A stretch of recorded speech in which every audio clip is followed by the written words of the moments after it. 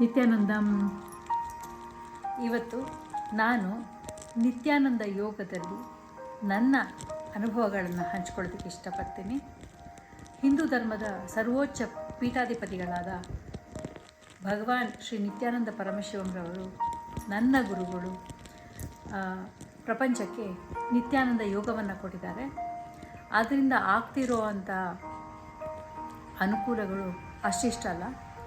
ನಾನು ಸುಮಾರು ವರ್ಷಗಳಿಂದ ನಿತ್ಯಾನಂದ ಯೋಗವನ್ನು ಮಾಡ್ತಾಯಿದ್ದೀನಿ. ಅದರಲ್ಲಿ ಪ್ರಥಮ ವಿನ್ಯಾಸ ಕ್ರಮ, ದ್ವಿತೀಯ ವಿನ್ಯಾಸ ಕ್ರಮ ಮತ್ತು ತೃತೀಯ ವಿನ್ಯಾಸ ಕ್ರಮ ಅಂತ 3 ಬೇರೆ ಬೇರೆ ಥರದ ಯೋಗಾಸನಗಳನ್ನು ಕೊಟ್ಟಿದ್ದಾರೆ. ನಾನು ಮಾಡೋದು ಪ್ರಥಮ ವಿನ್ಯಾಸ ಕ್ರಮ.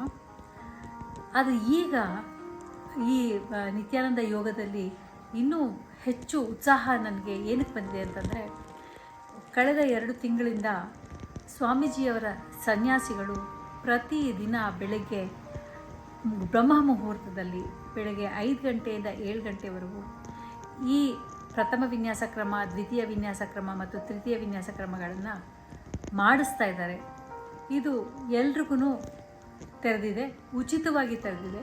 ಇವೆಲ್ಲ ಯೂಟ್ಯೂಬಲ್ಲಿ ಫ್ರೀಯಾಗಿ ಕೂಡ ಇದೆ.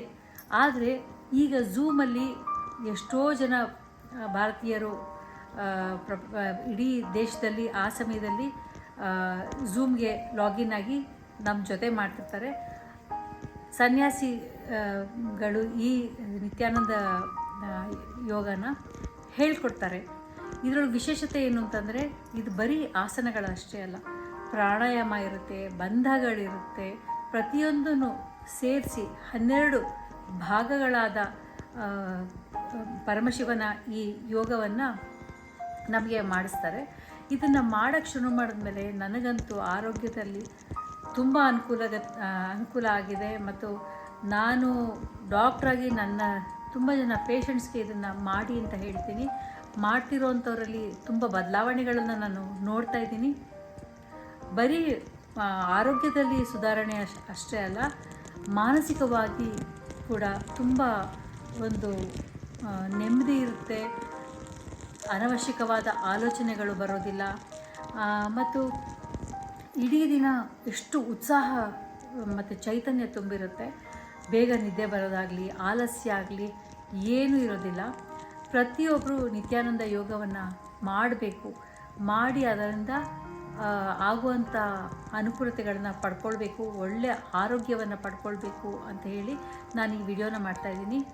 ನಿಮಗೂ ನಿತ್ಯಾನಂದ ಯೋಗವನ್ನು ಮಾಡಬೇಕು ಅಂತ ಆಸೆ ಇದ್ದರೆ ನಾನು ಇದರೊಳಗೇನು ಡಿಸ್ಕ್ರಿಪ್ಷನಲ್ಲಿ ಲಿಂಕ್ ಶೇರ್ ಮಾಡ್ತೀನಿ. ಅದರೊಳಗೆ ನೀವು ನಿಮ್ಮನ್ನು ರಿಜಿಸ್ಟರ್ ಮಾಡಿಕೊಂಡು ಈ ಬೆಳಗ್ಗೆ 5ರಿಂದ 7 ಗಂಟೆಯಲ್ಲಿ ನಮ್ಮ ಜೊತೆ ನೀವು ಕೂಡ ಯೋಗವನ್ನು ಮಾಡ್ಬೋದು.